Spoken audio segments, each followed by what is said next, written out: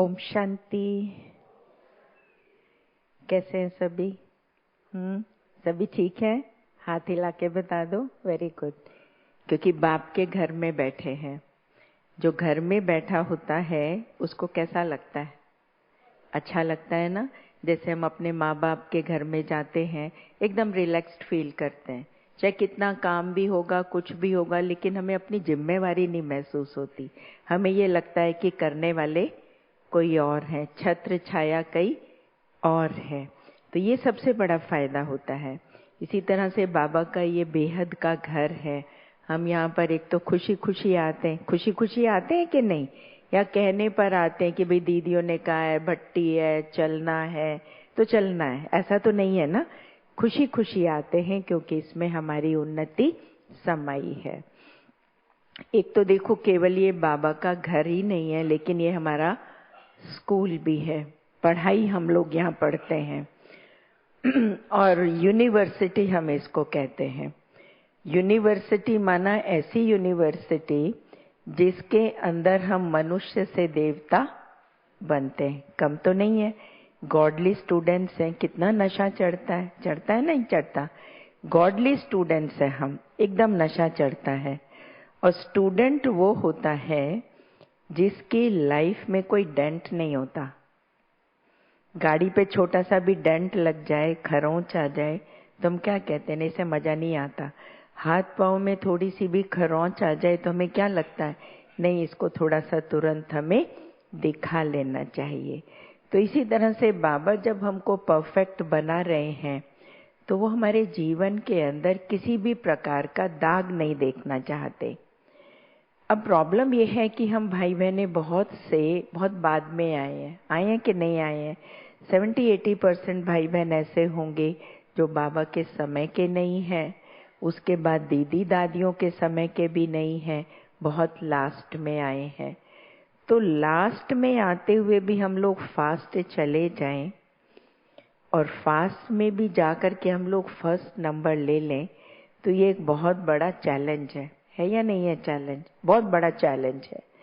तो उसके लिए बाबा ने हम बच्चों को देखो किसी भी चीज से वंचित नहीं रखा है। सबसे पहले हम देखें कि बाबा ने जो ओरिजिनल ज्ञान दिया, ओरिजिनल एकदम, जिसमें बाबा ने बताया कि हम कौन हैं, मैं कौन हूँ, और सृष्टि चक्र क्या है, लाइफ साइकिल कैसे घूमता है, तुम क्या बनते हो क्या नहीं बनते, जो ओरिजिनल लाइफ से रिलेटेड बातें हैं, ये बाबा ने कब बताई हमको? कोर्स कराया, बाबा ने कराया ना। कोर्स के दौरान बाबा ने मुरली के अंदर ये ओरिजिनल बातें हम बच्चों को क्लियर की। और उसके बाद बाबा ने कौन सा कोर्स कराया? अब वो कोर्स तो पूरा हुआ 69, जब बाबा व्यक्त हुए कोर्स तो पूरा हो गया ना। लेकिन उसके बाद कौन सा कोर्स चला हमारा? Revise course. रिवाइज कोर्स चला। कैसे चला रिवाइज कोर्स?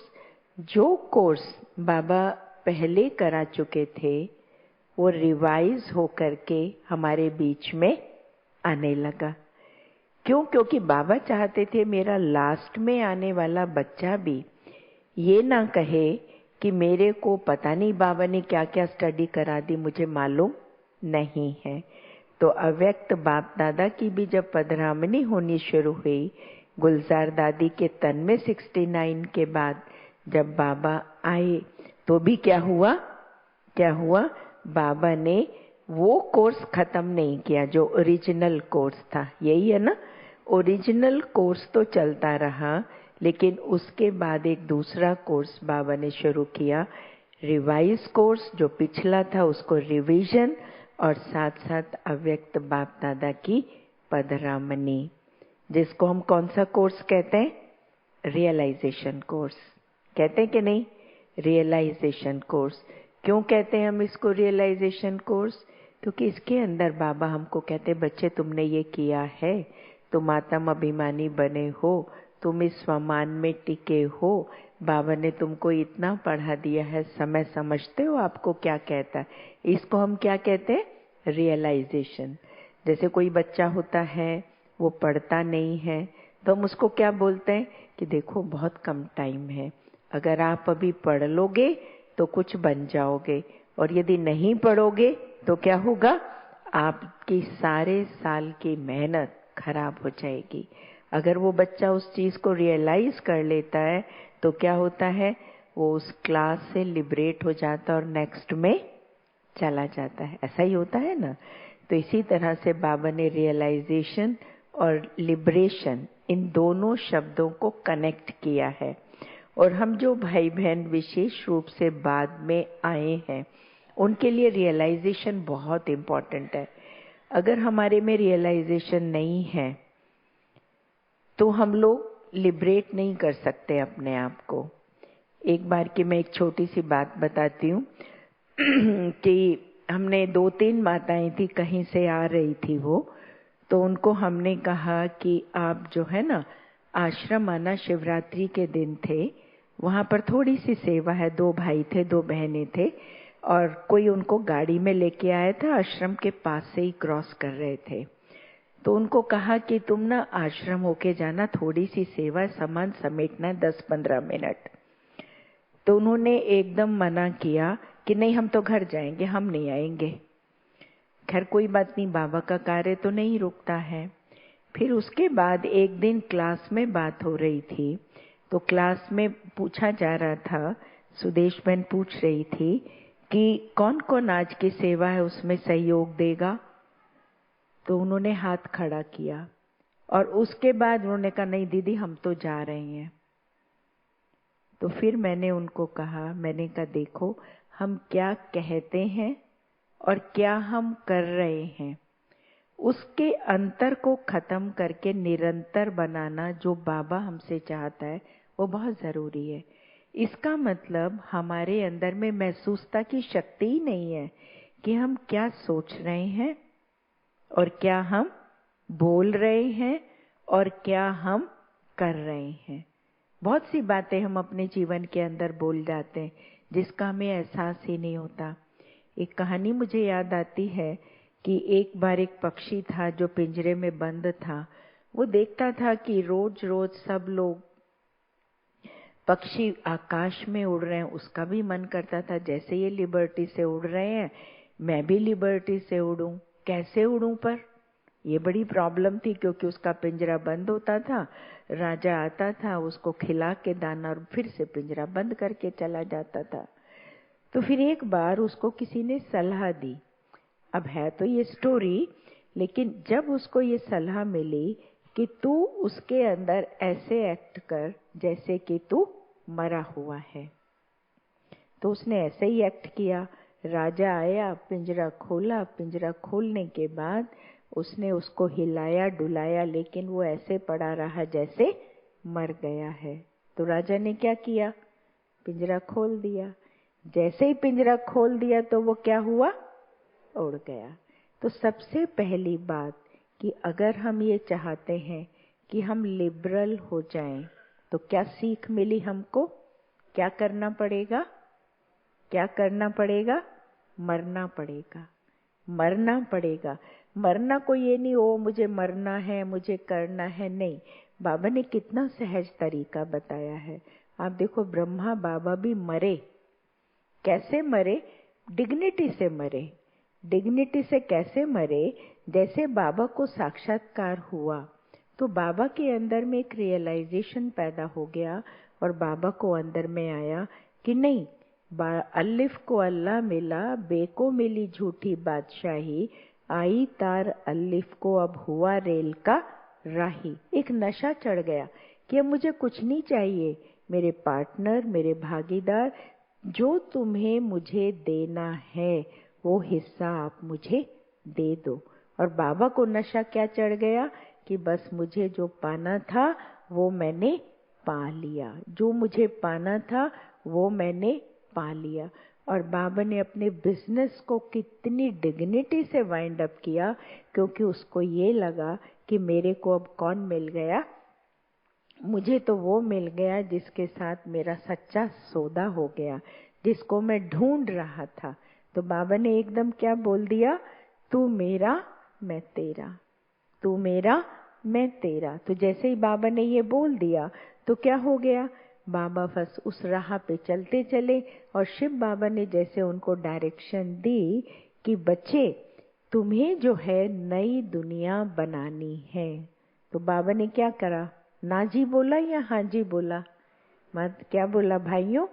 क्या बोला? हाँ जी बोला ना। बाबा को पता नहीं था कि कैसे ये नई दुनिया बनेगी, लेकिन बाबा ने कभी भी नाची नहीं किया, कभी भी नाची नहीं किया। बाबा ने जी हाँ किया शिव बाबा के आगे। जैसे बाबा उनको गाइड करते चले गए वैसे बाबा करते चले गए और अल्टीमेटली क्या हो गया?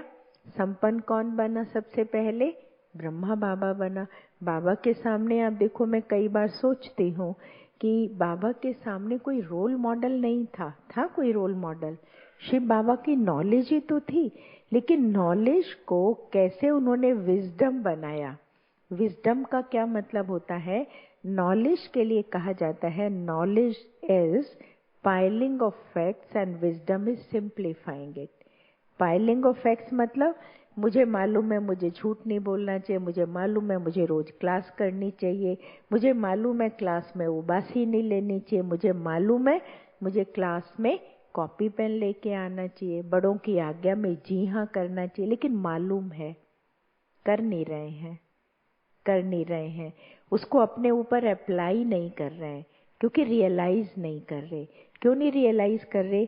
जो देखेंगे आप पर्सनल नोट्स होते हैं ना, पर्सनल नोट्स का बड़ा महत्व होता है, वो हमें जल्दी समझ में आते हैं। कितना ही हम मुरली को सुन ले, अगर हम उसको थोड़ा सा लिख लेते हैं अपने तरीके से तो वो नोट्स हमें हमेशा याद भी रहते हैं और कभी हम उसको खोल करके देखते हैं तो हमें खुशी होती है कि नहीं होती? होती है ना। कितनी खुशी होती है कि ये मेरे लिखे हुए नोट्स हैं।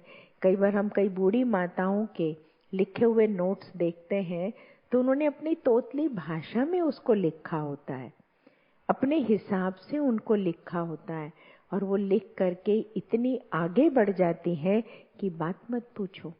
तो इसलिए जो हम कह रहे हैं, जो हम सोच रहे हैं, उस पर थोड़ा सा इंट्रोस्पेक्शन, थोड़ा सा इंट्रोस्पेक्शन, उसी से हमारे में चेंज आता है। उसके बिना हमारे में चेंज नहीं आता है। अब एक छोटी सी एक्टिविटी करेंगे, ठीक है? हम सब यहाँ बैठे हैं सीखने के लिए, तो एक्टिविटी क्या करेंगे? जब से हम बाबा के बने हैं, तो बाबा के बनने के बाद हम सबको कोई ना कोई रियलाइजेशन हुआ है, जिस कारण से हमने अपना बीके लाइफ, ब्राह्मण लाइफ को चूज किया है। जी, जिसके कारण से हमने ब्राह्मण लाइफ को चूज किया है, अपनाया है।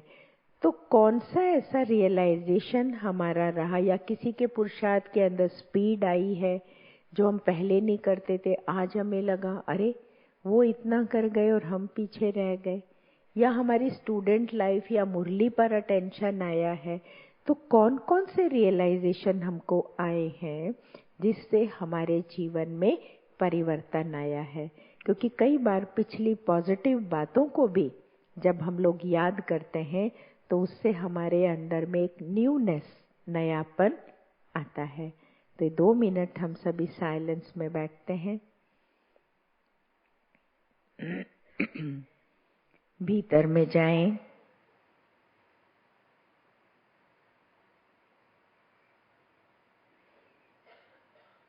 देखें अपनी पहली लाइफ को,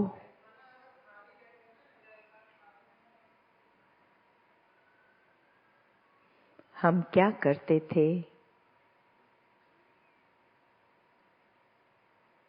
कहाँ समय गंवाते थे,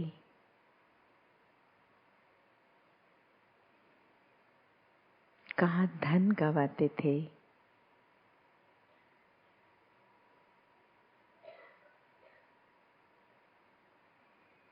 अब सीन इमर्ज करें, बाबा के बन गए।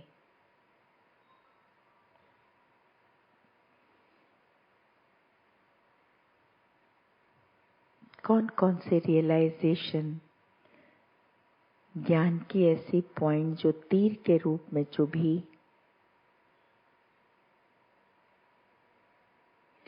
जिससे मेरे भीतर में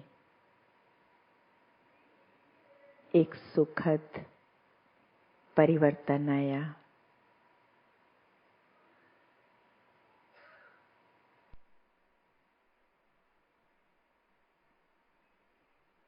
लिस्ट लाएं अपने सामने। सोचा सबने? सोच लिया? अब अपने साथ वाले साथी के साथ जिक्र करें। कौन कौन सी बातें आपके मन में आई, रियलाइज किया, जिससे अभी तक का परिवर्तन हमारे जीवन में आया। 1 2 3 स्टार्ट।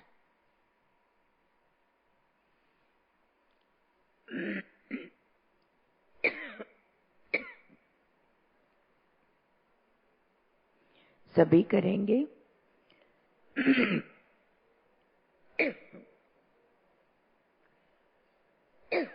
सॉरी। हो गया? हो गया? किसी से पूछ सकते हैं? किसी से भाइयों को फर्स्ट नंबर दें। कौन बताना चाहेगा क्या डिस्कस किया? आप फर्स्ट या सेकंड नंबर में से कोई भी।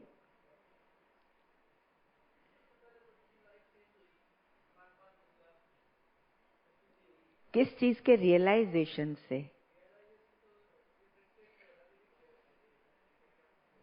वेरी गुड जी। इन्होंने सुनाया कि पहले खाने पीने का लाइफस्टाइल डिफरेंट था।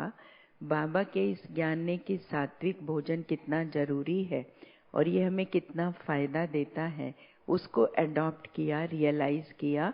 तो रियलाइज होने से क्या हो गया? कितना बड़ा लिबरेशन हो जाता है। हुआ कि नहीं?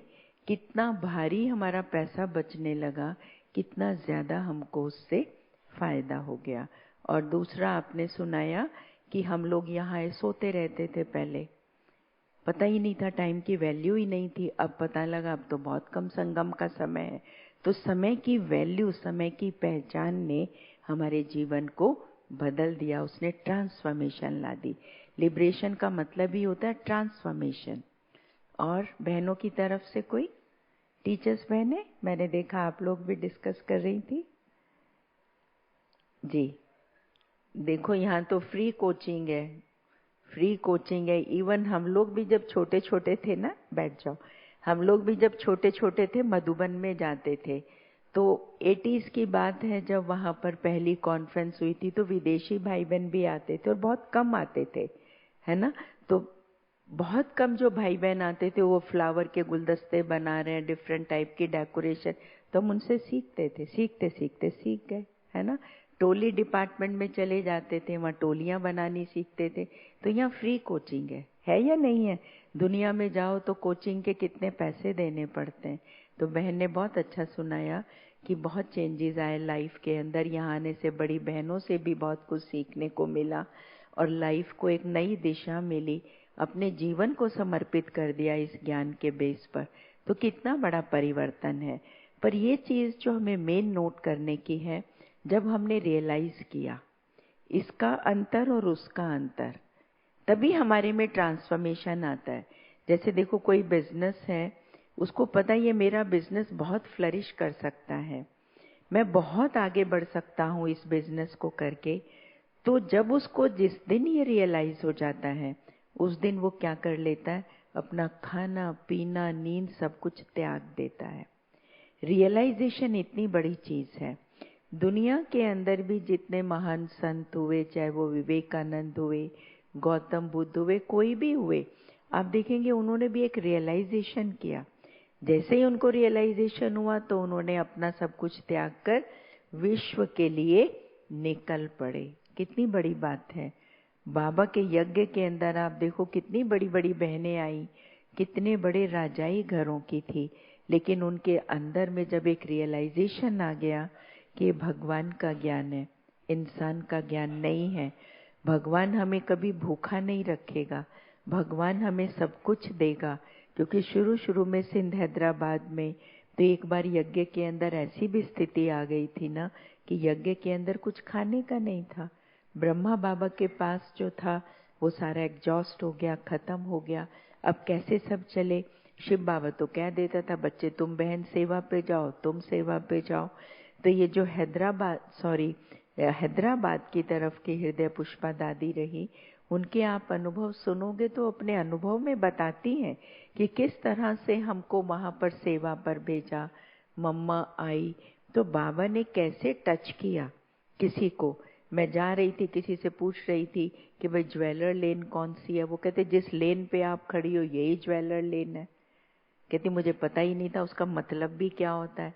अब पूछ के उसने कहा आपको क्या चाहिए? कहते मुझे तो जो है ना मकान चाहिए। ऐसे मातेश्वरी आ रही है। आप जानते हो मातेश्वरी कौन है? जगदम्बा कौन है, जिसको आप जगदम्बा के रूप से याद करते हो। आपके सामने चित्र भी रखा है। इतने नशे से और निश्चय से उसने बोला कि उसने कहा कहते हाँ मैं तो जगदम्बा का पुजारी हूँ। तो कहते आपकी तस्वीर में यदि चैतन्य जगदम्बा प्रवेश कर जाए तो आप क्या करोगे? तो कहते मैं तो अपना सब कुछ लुटा दूंगा। तो सब कुछ लुटा दोगे पक्का? तो आपको दर्शन देने के लिए चैतन्य जगदम्बा आ रही है। वो उसका कहना था। तो उसने कहा बताओ मुझे क्या करना है?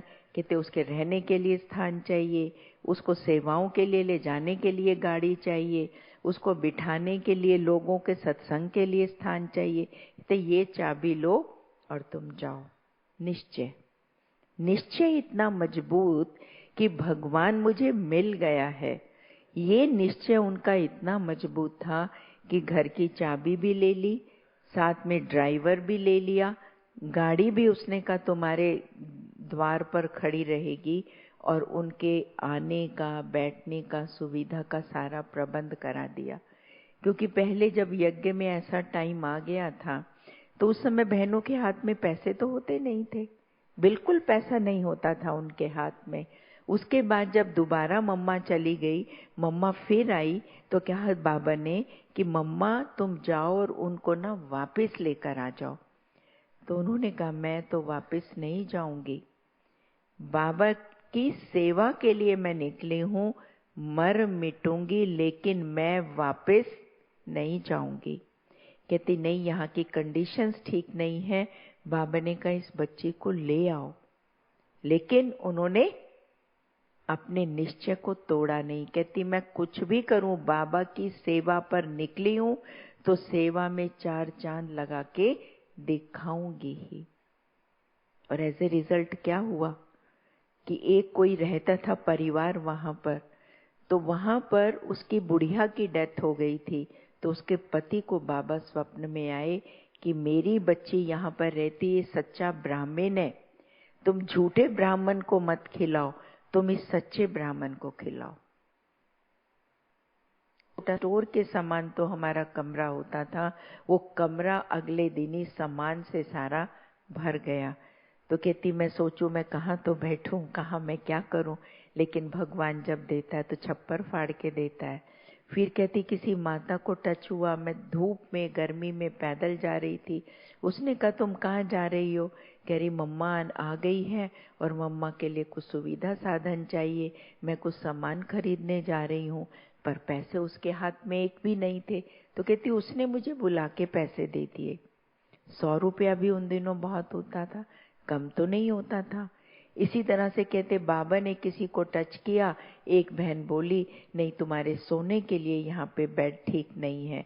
अब कहाँ इतने बड़े बड़े घरों की बहनें और कहाँ इनका सादा जीवन और कहाँ उनकी भगवान के प्रति स्नेह, उसने सबको झुका दिया। वो बेड दे गई, बेड देने के बाद उस पे किसी ने बिस्तर भी डाल दिया, कमरा भी बड़ा ले लिया गया, सत्संग शुरू हुआ, बहुत से लोग आने लगे। तो बाबा ने क्या किया होगा? क्या किया होगा? बच्ची को शाबाशी दी कि बच्चे तू मेरी सच्ची बच्ची है। अब अगर हम अपने आप से कंपेयर करें तो हमारे क्या बोल होते हैं? थोड़ी सी गर्मी होती है, बहनें कहती सेवा के लिए नहीं गर्मी है, मेरे तो ना सिर में दर्द हो जाती है। तो हमने किसको बड़ा कर दिया? किसको बड़ा कर दिया? परिस्थिति को बड़ा कर दिया, स्थिति को बड़ा नहीं किया। किसको बड़ा कर दिया? परिस्थिति को बड़ा कर दिया। क्लास से उठे, क्लास 10 मिनट पहले पूरी हो जाती है, कहते 5 मिनट सेवा कर जाओ। नहीं नहीं हम तो जा रहे हैं, हमें तो घर में जाना है। और यदि क्लास अगले दिन 10 मिनट लेट भी हो जाती है ना तो पूरा बैठे रहेंगे, तो पूरा बैठे रहेंगे। बैठे रहते हैं कि नहीं? हम बैठे रहते। बड़ी प्रैक्टिकल बात है। तो इसका मतलब हम ये नहीं सोचते कि हम क्या कह रहे हैं और क्या हम कर रहे हैं और मेरा बाबा और बाबा के कार्य में कितना निश्चय है। आप ये देखो, जिन भाई बहनों ने ये 14 वर्ष तपस्या की, वो तब जाकर के कहीं इतने संपूर्ण बने, इतना उनको समय लगा, अपने आप को हर चीज से वो छुड़ा पाए। अगर हमें अपने आप को छुड़ाना है तो क्या हमें अपने साथ मेहनत नहीं करनी पड़ेगी? कोई भी काम एड़ी से चोटी तक जोर लगाए बिना नहीं होता है, नहीं होता है। अभी ये बहन इस ओआरसी की जमीन का जिक्र कर रही थी। मैंने जब इस जमीन का संकल्प लिया, मैंने कहा बाबा चाहे धरती इधर से उधर हो जाए, मुझे अंबर से भी जमीन लानी पड़े, लेकिन ये जमीन हमें आपके लिए दिल्ली में लेनी। इतना दृढ़ संकल्प था। बाबा के कमरे में गई और बाबा को कहा, बाबा मैं पीछे नहीं हटूंगी, आप हटे तो देखना, आपको भी नहीं हटना है। मैंने आपको जीवन दिया है, मैंने इसी शर्त पे दिया है, आप मेरी हर बात को सुनोगे, हर बात को सुनोगे। तो भगवान तो भोला है, सुनता है कि नहीं सुनता है, पर मेहनत पूरी की। देखो उन दिनों मैं जॉब करती थी, नया सेंटर खोला था और इतने प्रॉपर्टी डीलर्स, इस तरह के लोग आते थे, उनकी मैं कहानियां सुनाऊं तो पूरा शास्त्र बन जाए। लेकिन बाबा इतनी सद्बुद्धि देता था, उन सबको डील करना और उनके साथ पूरी बात करना। और 200-200 एकड़ तक जमीन को मैंने इतना एक्सपर्ट हो गई थी कि देख के नाप लेती थी कि जमीन कितनी है। और अल्टीमेटली हुआ कि नहीं हुआ ये कार्य? हुआ या नहीं हुआ? स्ट्रॉन्ग। अब कितनी खुशी होती है, मैं यहाँ पर आती हूँ, मैं कहती हूँ देखो कितनी आत्माएं यहाँ से फायदा ले। अब कोई मैं ना मेहनत करती तो क्या होता? इवन भाइयों के भी कई ग्रुप आए सामने, मैं सच बात बता रही हूँ। बहुत सीनियर भाई बहन, आपको प्रमोद बहन शायद मालूम हो, बहुत सीनियर भाई बहनों के भी ग्रुप आए। सबने 1 जमीन दिखाई, 2 जमीन दिखाई, सब बैठ गए। बाबा ने बहनों को शिव शक्ति का टाइटल या बाबा ने जो कलश रखा है बहनों के ऊपर, ऐसे नहीं रखा, कुछ सोच समझ के रखा है। तो वो भाई लास्ट में कहने लगे, उर्मिल बहन आप वो काम कर देती हो कि हमें भी शर्म आ जाती है, हमें भी देखना पड़ता। शिव शक्तियों के अंदर इतनी मेहनत है। आपने रशिया का कभी किस्सा सुना हो कि बाबा ने एक दिन मुरली के अंदर बोला था कि मेरी कोई बच्ची जाए और बड़ी जमीन के लिए बात करके आए। तो बाबा ने उसके अंदर सिर्फ कहा ही था, तो एक बूढ़ी माता बिल्कुल अनपढ़ टाइप, वो पहुंच गई वहां पे उस डिपार्टमेंट में जहां से जमीनें होती थी, और उसने जाके उनको कहा कि मुझे आपसे बात करनी है। तोतली भाषा में उसने बात की कि हमें मेडिटेशन सेंटर बनाना है, उसके लिए हमें जमीन चाहिए। तो उसने बोला कि आप ना अपने दीदी को, जो बड़े हैं उनको लेकर के आओ, अपने हेड को लेकर के आओ। उन्होंने आके पीटर्सबर्ग की जो अपनी संतोष दीदी है ना, उनको कहा कि संतोष दीदी ऐसे ऐसे बाबा ने कल बोला था, मैं तो पहुंच गई, और उसने बोला अपनी हेड को लेके आओ। अब संतोष बहन के तो धरती नीचे से खिसक गई पांव से, कहती ये क्या माता ने कर दिया। अब अभी हमने सोचा तो था, लेकिन इतनी जल्दी तो नहीं सोचा था, क्योंकि वहां पे कम्युनिस्ट कंट्री होने की वजह से कई तरह की प्रॉब्लम्स भी थी। वाइट ड्रेस में काम करना, बड़े गुप्त रूप में काम कर रहे थे उन दिनों। तो जब उन्होंने ये बात कह दी तो उनको लगा कि अब जाना तो पड़ेगा, तो वो वहां पर गई और बाबा को कहा कि बाबा आपका कार्य है। और आप देखते हैं विदेश है, विदेश में तो काम फिर बहुत जल्दी होते हैं। उसने फटाफट साइन करके दे दिए। किसने कराई जमीन? किसने कराई? बाबा ने तो कराई, लेकिन हिम्मत तो किसी ने रखी। आप रोटी ना बेलो ना बनाओ, कह दो शिव बाबा ने रोटी बनाई तो बात बनेगी? वो ठीक है, भावनावश बाबा ने हिम्मत दी वो बात जायज है, लेकिन करना किसको पड़ता है? करना किसको पड़ता है? हमें करना पड़ता है। इसलिए जो ओटे सो अर्जुन, जो ओटे सो अर्जुन, वो बहुत बातों से छूट जाते हैं अपने आप ही, क्योंकि ब्लेसिंग्स के पात्र बन जाते हैं। आबू में आप सब जाते हैं, स्टेशन देखते हैं जो बना है, उसके पीछे जहाँ अपनी बसेस खड़ी होती हैं। एक बार ओम प्रकाश भाई को भी हमारी पुरानी बहनें सब जानती हैं, जो रेलवे रिजर्वेशंस के हेड थे। तो मैंने वहां पे एक दिन देखा कि एक बोर्ड लगा हुआ है कि किसी का कोई बड़ा रेलवे का अधिकारी हो तो कृपया हमसे संपर्क करें। अब बोर्ड तो अनेकों ने पढ़ा होगा कि नहीं पढ़ा होगा। मैंने भी वो बोर्ड में वहां से क्रॉस कर रही थी, मैंने पढ़ करके मैंने कहा अच्छा। तो मैं एकदम गई ओम प्रकाश भाई के पास, और वो जानते थे बहुत अच्छी तरह से, क्योंकि वो यूनिवर्सिटी की लाइब्रेरी में थे। हम लोग जब पढ़ रहे थे, एमएससी में थे, तो उस समय वहाँ पे उनसे बहुत मिलना जुलना होता था उनका। तो मैंने कहा भाई साहब, हम किस तरह के व्यक्ति को चाहते हैं? तो उन्होंने कहा कोई इस तरह से रेलवे में बड़ा अधिकारी हो, तो हमें यहाँ पर ये गाड़ियाँ खड़ी करने की परमिशन चाहिए। अब ये लोग वहां नहीं खड़ी करने देते जहां हमारी गाड़ियां पहले खड़ी होती थी। तो मैंने कहा ठीक है भाई साहब। तो मैंने थोड़ी सी बुद्धि दौड़ाई। तो बुद्धि दौड़ाने के बाद मेरे को अपने ही लौकिक फैमिली में रेलवे बोर्ड के मेंबर निकले, जो बहुत बड़े व्यक्ति होते हैं। उनसे मैंने बात की। राइट्स के वो डायरेक्टर जनरल के भी कुछ डीडीजी, कुछ इस तरह से बहुत बड़ी हाई पोस्ट पे थे वो। तो मैंने उनसे बात की। मैंने कहा भाई साहब ऐसे ऐसे हमें थोड़ी सी आप दिक्कत आ रही है, तो कुछ आप मदद कर सके तो। और वो इतने डाउन टू अर्थ, इतने बढ़िया व्यक्ति थे कि बात मत पूछो। उन्होंने एकदम हाँ की। तो मैंने कहा जयपुर में जो है ना, क्योंकि होते तो काम ये सब जयपुर में ही थे, तो मैंने कहा जो जयपुर वाले हैं ना, वो थोड़ा सा इस चीज में दिक्कत क्रिएट कर रहे हैं। क्योंकि उस समय ब्रह्मा कुमारी को लोग, ये तो अभी 10 साल के अंदर ब्रह्मा कुमारी बहुत लाइमलाइट में आ गई हैं। उस समय थोड़ा सा रिजेंटमेंट थी। तो वो उनके क्लोज फ्रेंड थे जो जयपुर में थे। अब पता थोड़ी होता है, कई बार हम कहते हैं हम जाएं, हम करें, क्या पता कोई मानेगा नहीं, कैसे होगा, हम तो किसी को जानते नहीं। लग पड़ो, चल पड़ो। अब उन्होंने उनको कहा, और उनके कहने से उनकी उनसे बातें होती रही। जब वो एक लेवल पर आ गए तो क्या हुआ, एक लेवल पर आने के बाद फिर मैंने माउंट आबू हेडक्वार्टर को बोला कि अब आप इस केस को जयपुर में जाकर के परस्यू करो। और लगातार परस्यू करती रही, छोड़ा नहीं मैंने भी। क्योंकि हम ढीला छोड़ दें तो वो पता नहीं क्या कर रहे हैं बीच में। क्योंकि काफी लोग जब इन्वॉल्व हो जाते हैं तो भी दिक्कत आ जाती है ना। तो वो मैं पूरा करती रही। अल्टीमेटली अब सुख मिलता है कि नहीं मिलता? कैसे? रियलाइजेशन से। क्या रियलाइजेशन? मेरा कार्य है। बाबा का कार्य किसका कार्य है? मेरा कार्य। अगर हम नहीं करेंगे तो कौन करेगा? और बाबा किसी को भी निमित्त बना सकता है।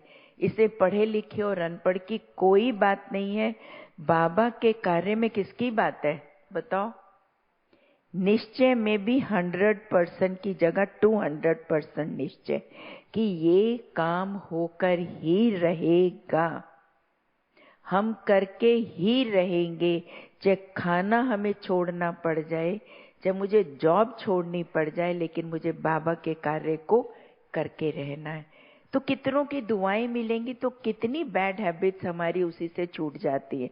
आपको मालूम है सेवा हमारी कितनी बुरी आदतों को छुड़ा देती है, कितनी बुरी आदतों को। एक बार जगदीश भाई ने कहा, मुझे याद आता है कि अपनी ऑर्गेनाइजेशन शुरू में एक रिलीजियस ऑर्गेनाइजेशन मानी जाती थी। ये बात मैं आपको कर रही हूँ 78 के आसपास की। तो उस समय जब रिलीजियस ऑर्गेनाइजेशन ये मानी जाती थी, तो जगदीश भाई ये चाहते थे कि हम लोग ये लिखवा ले। जानते हैं ना जगदीश भाई को, जो चीफ स्पोक्स पर्सन थे और जिन्होंने 250 से भी ज्यादा किताबें लिखी। तो वो ये चाहते थे कि अपनी ऑर्गेनाइजेशन को हम लोग एक एजुकेशनल ऑर्गेनाइजेशन डिक्लेयर करा लें। तो कोई करता नहीं था, बड़ा मुश्किल काम था। तो मुझे जो पढ़ाते थे, जो हमारे हेड ऑफ द डिपार्टमेंट होते थे, LS कोठारी, वो बहुत माने हुए व्यक्ति होते थे। और उनके फादर यूजीसी के चेयरमैन होते थे, और यूजीसी के चेयरमैन ही ये बात लिख करके देते थे। तो वो मुझे बहुत प्यार करते थे। एलएस कोठारी जो हमारे हेड ऑफ द डिपार्टमेंट थे, वो कई बार अपने पास बुलाते थे, कई बार समझाते थे, उर्मिल तुम जिस लाइन पे चल रही हो मुझे अच्छा नहीं लगता है, अच्छा है तुम अच्छा कार्य कर रही हो, लेकिन दुनिया की भी जो चीजें हैं उन रस्मों को भी तुम्हें निभाना है। तो मैं जी सर उनको बोलती थी हमेशा। वो जाके फिर अपने फादर को बताते थे कि मेरे यहाँ पर एक ऐसी स्टूडेंट है और वो उसका ऐसा लाइफस्टाइल है।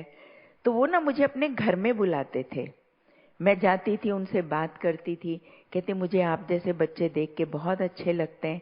तो फिर मैं प्यार प्यार में एलएस कोठारी के डीएस कोठारी फादर जब यूनिवर्सिटी में कभी, क्योंकि मेरा फिजिक्स था सब्जेक्ट, तो वो लेक्चर्स देने के लिए आते थे, तो उस समय फिर मैं जगदीश भाई को बताती थी। तो जगदीश भाई उनके लेक्चर सुनने के लिए यूनिवर्सिटी में आते थे। फिर मैं उनकी मुलाकात उनसे कराती थी कि ये हमारे चीफ स्पोक्स पर्सन है, इन्होंने इतनी किताबें लिखी हैं, ये आपकी बहुत महिमा करते हैं।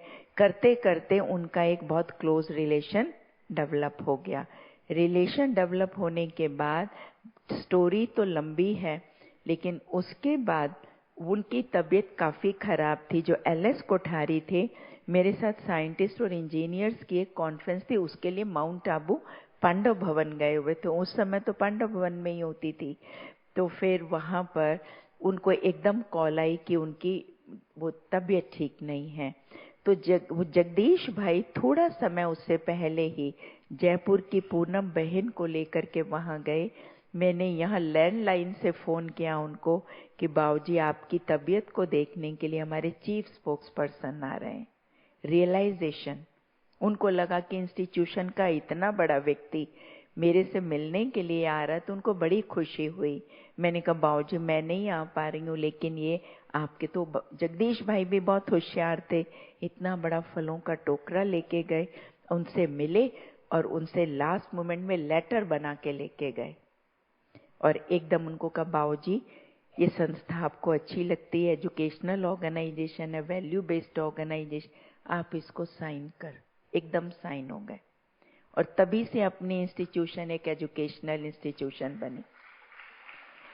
छोटा सा रियलाइजेशन देखो जीवन में कितना बड़ा परिवर्तन। एक यूनिवर्सिटी की इमेज ही चेंज हो गई। रिलीजियस ही संस्था मानते थे इसको, लेकिन अब एक ये एजुकेशनल इंस्टीट्यूशन है, एक्सेप्टेड बाय द गवर्नमेंट है। कितनी बड़ी बात हो जाती है।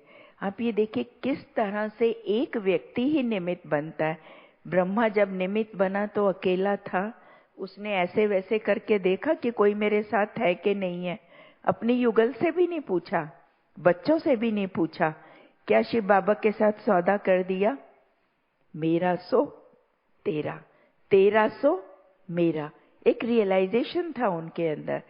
तो क्या हुआ, दुनियावी सत्संगों से, कितनी बातों से लिबरल हो गए, और लिबरल होने के बाद कितना ऊंच कार्य कर डाला कि आज ब्रह्मा नहीं होता तो हम होते हम। तो उस ब्रह्मा की कितनी बड़ी बलिहारी है आज गला खराब है थोड़ा, कि उसकी बलिहारी से कितनी बड़ी दुनिया के अंदर आज सेवा हो रही है। तो हम एक एक बच्चे अपनी जिम्मेवारी समझें, सेंस ऑफ रिस्पॉन्सिबिलिटी। अपने को रोल मॉडल बनाने की जिम्मेवारी मेरी अपनी है, अपने सेंटर को संभालने की जिम्मेवारी मेरी है। यानी वो कर लेगा, वो कर लेगा, वो है, वो देखने वाला है, वो है धन को खर्च करने वाला, वो पैसे वाला है, मेरे पास कहाँ है। हो सकता है हुंडी ज्यादा करने वाले से ना भरती हो, और आप इतना सा करें, दिल से करें, वो भर जाए। ऐसा हो सकता है कि नहीं हो सकता? यही तो होता है ना। कृष्ण सुदामा का संवाद क्या है? यही तो है ना। सुदामा ने इतना दिया तो क्या हो गया, उसके उसमें उसको महल मिल गए। एक स्टोरी और सुनाते हैं जिसमें बताते हैं कि एक ग्वाल बाल को पढ़ाने वाले गुरुजी थे। एक बार उन्होंने सोचा कि आज खीर बनाएंगे। सब ग्वालों को का एक डेग रख दी कि तुम उस डेग के अंदर सब घर से दूध लेके आओ। सब बहुत बहुत सारा दूध ले आए।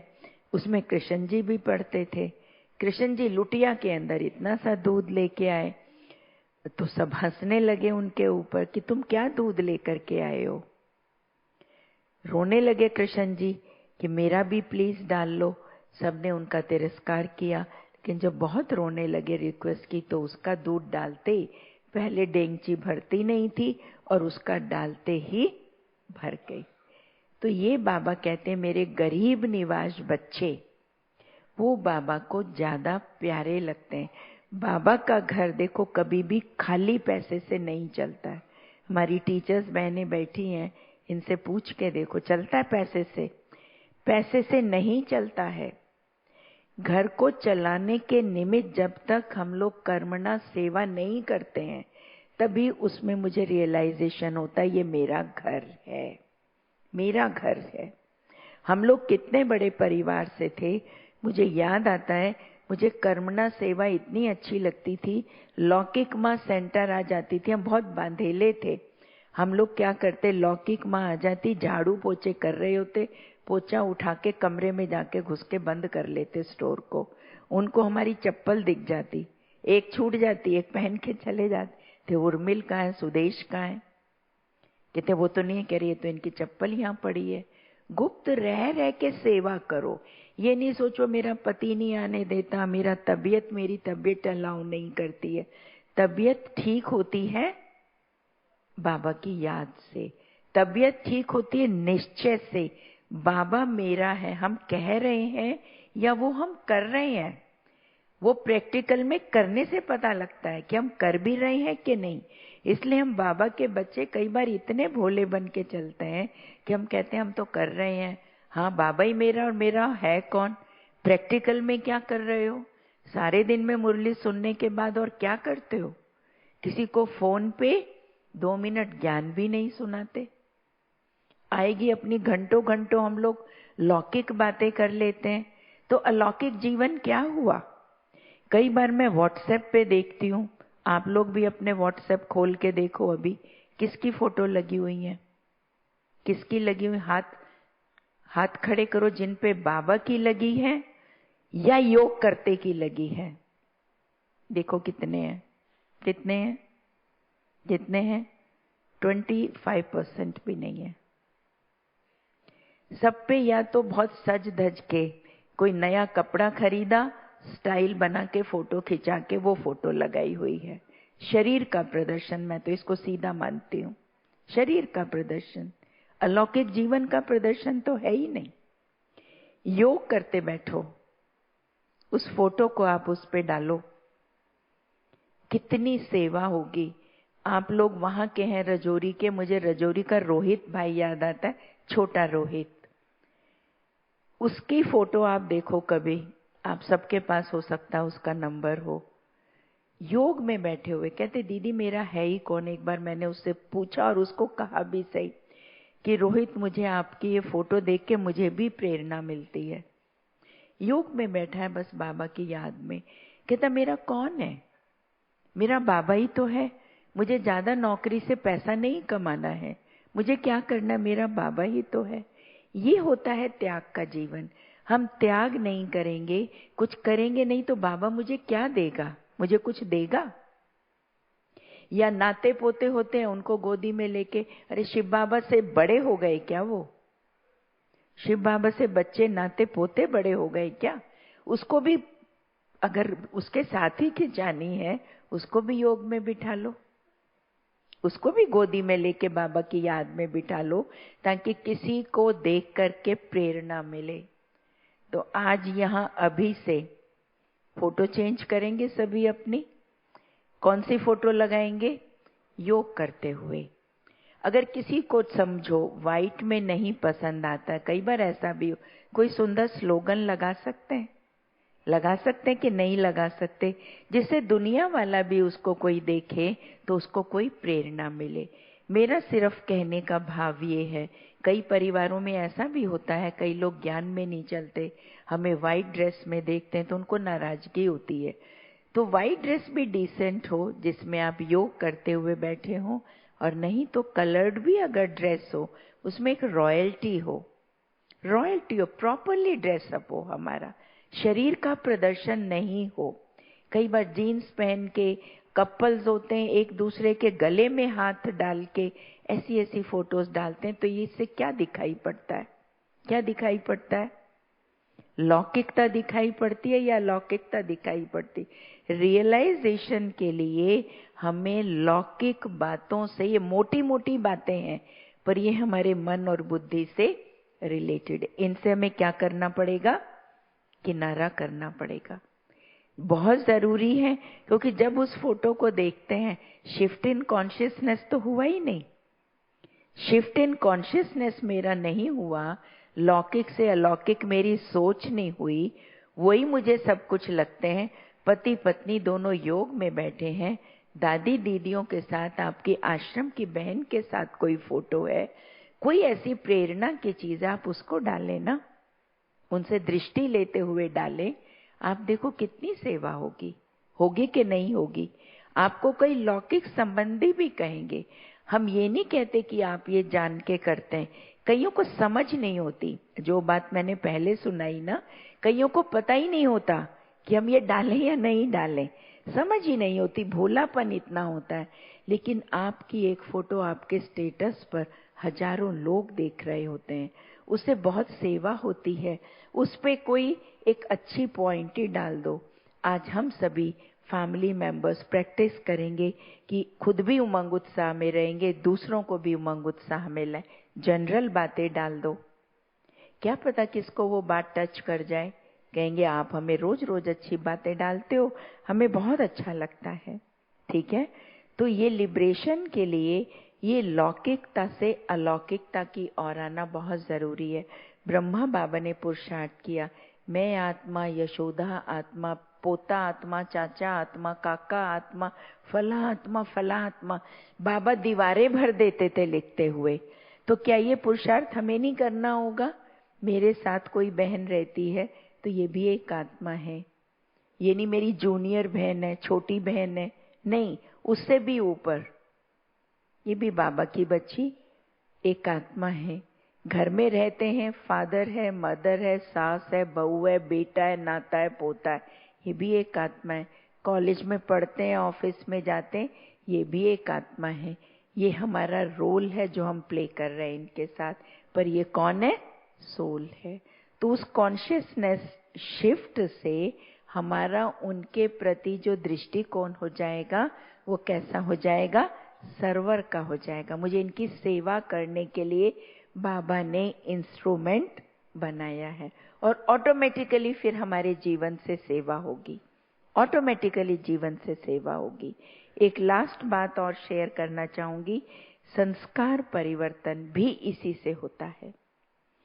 लौकिक से अलौकिक में जब हम आते हैं तो ऑटोमेटिकली रोल टू सोल जब हमारे में शिफ्ट आता है। मैं मदर नहीं हूँ, मेरा पोता भी बोल रहा है, मेरा बेटा भी बोल रहा है, भले बोलो, लेकिन अंदर में क्या हो? ये भी बाबा का बच्चा है, ये भी बाबा का बच्चा है। बाबा ने मुझे निमित्त बनाया है इनकी सेवा के लिए।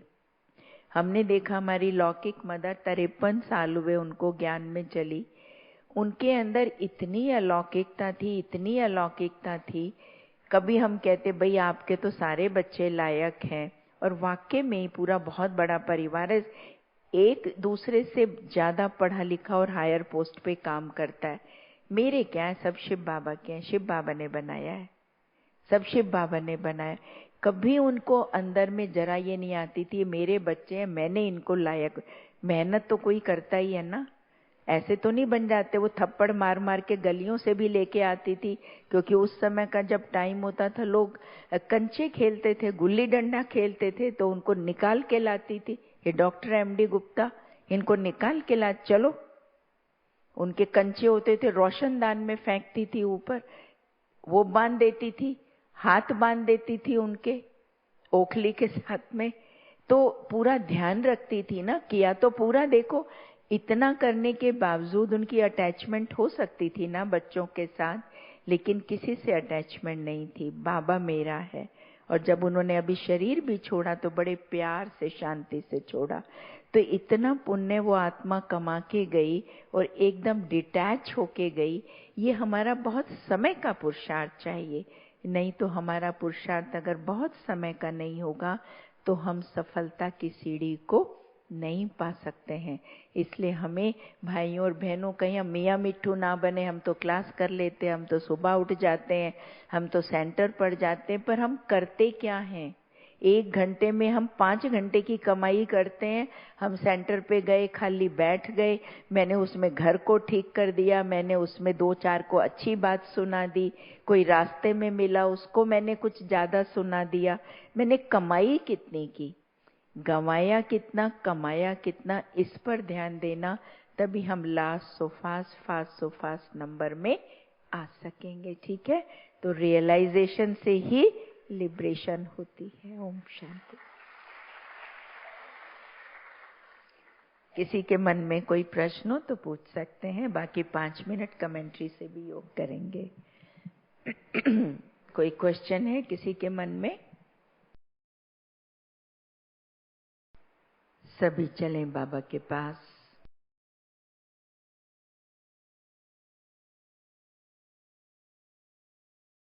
संकल्प दे मन में,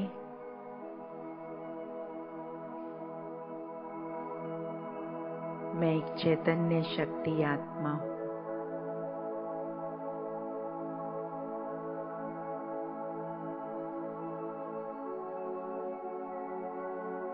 भ्रकुटी के बीच विराजमान हूँ। म्यूजिक थोड़ा स्लो करें।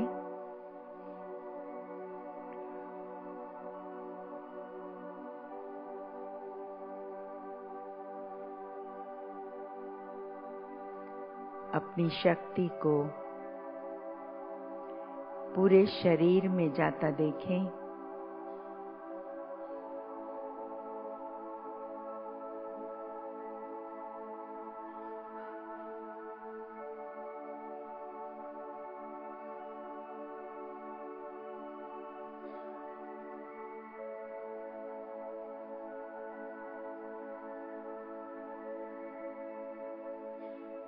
अभी आपने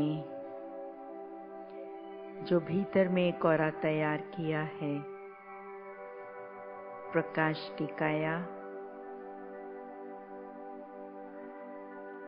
उसे बाहर निकाल लें।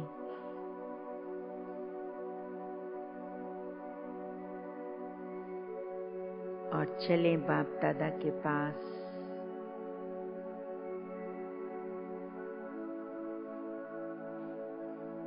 बुद्धि रूपी विमान में सवार होकर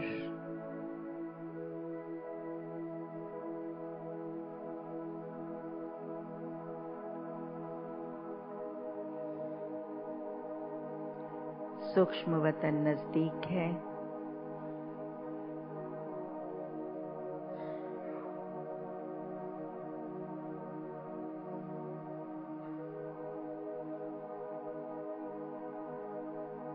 बाप दादा इंतजार कर रहे हैं। मुझे पावरफुल दृष्टि देते हुए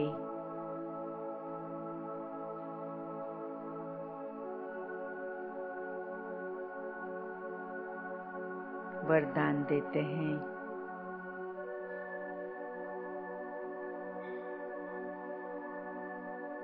बच्चे,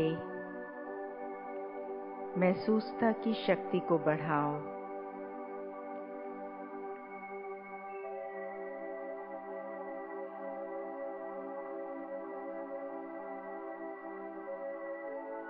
वरदान को पाकर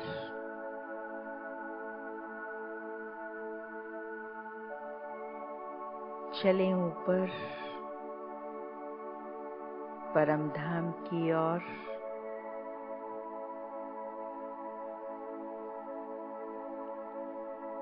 अपनी सूक्ष्म काया को बिंदु रूप में संभालें।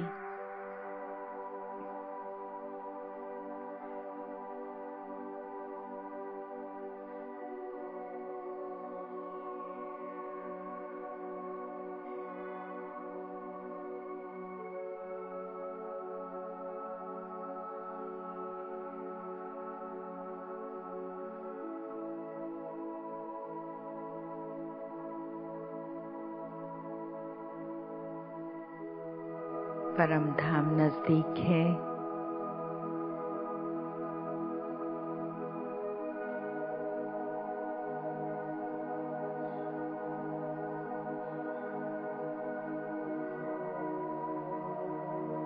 हम सभी यहाँ पर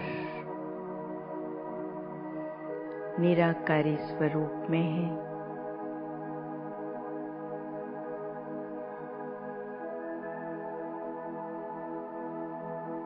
सर्व गुणों से भरपूर,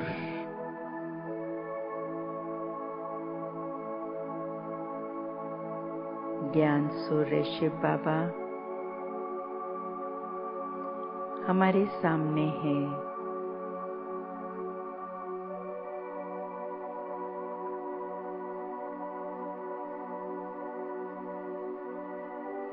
और हमारे जीवन में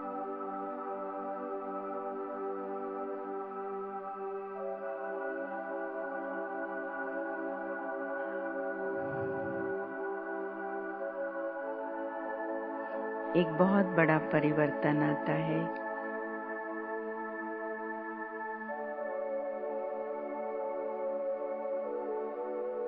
बाबा की शक्ति, पावरफुल किरणें मुझ आत्मा पर पड़ रही हैं।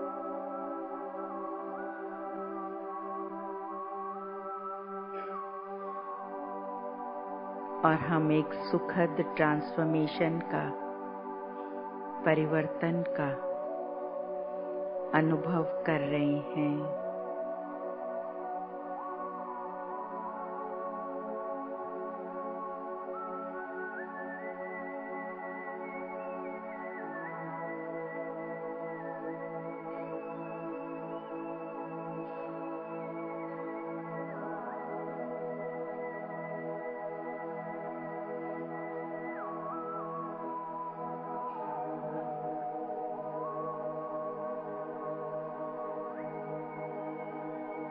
रियलाइजेशन, मैं कौन, मेरा कौन,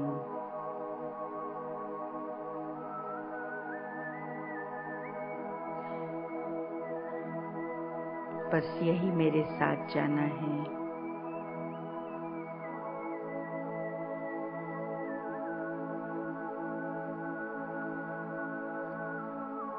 लौट आए वापस इस साकार लोक में।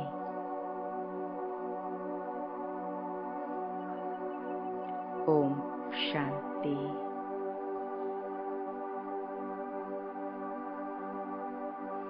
ओम शांति।